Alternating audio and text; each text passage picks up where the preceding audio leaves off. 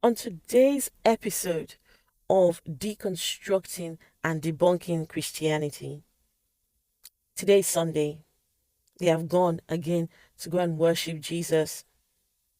But let me tell you a story. Once upon a time, there was two people, a man and his woman.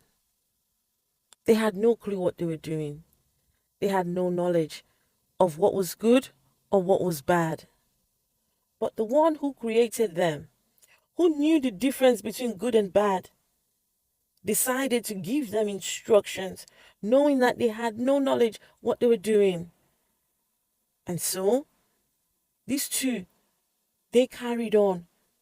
But because they had no knowledge of good and evil, decided to do evil. The one who created them comes along and punishes them. Punishes these two who had no clue what they were doing to begin with. Okay, let's just stop the video there because this content creator raises an interesting question. How can Adam and Eve be faulted for doing evil if they had no knowledge of good and evil? After all, they hadn't yet eaten from the tree of the knowledge of good and evil. It's a fair question, and there's some ambiguity about what is meant by the tree of the knowledge of good and evil.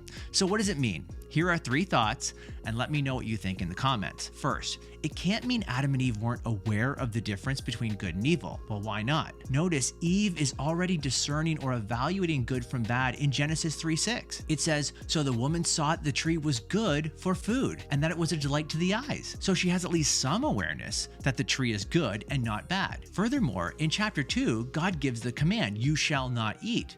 This is a command not to do something, a prohibition.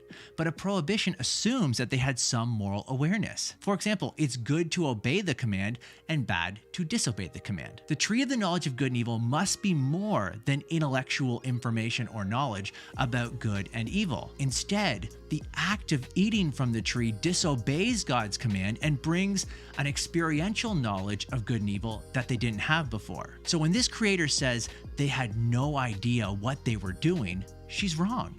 They knew they were disobeying God's command, and they did it anyway. Second, the phrase knowing good and evil appears a number of times in the Hebrew Bible.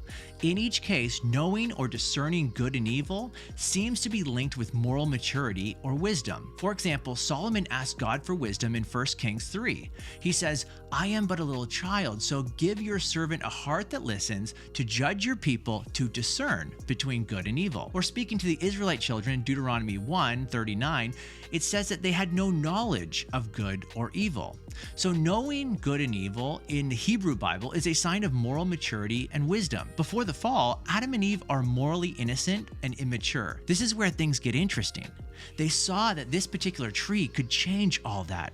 Eve says that the tree was to be desired to make one wise. This leads to the third point. Third, the tree of the knowledge of good and evil represents a pivotal choice. Either Adam and Eve are going to obey God and receive wisdom on God's terms, or they're going to disobey God and take wisdom on their terms. Proverbs 3:7 says, "Be not wise in your own eyes. Fear the Lord and turn away from evil."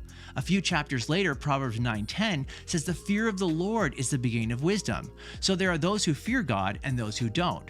And those who fear God receive God's wisdom, and those who don't fear God become wise in their own eyes. So eating from the tree of the knowledge of good and evil isn't merely about some magical fruit which downloads moral knowledge. It's about fidelity to the creator and judge of the universe. Will they obey and learn to trust the only wise God, or will they disobey and become their own foolish gods? And that choice stands before all of us. Choose wisely.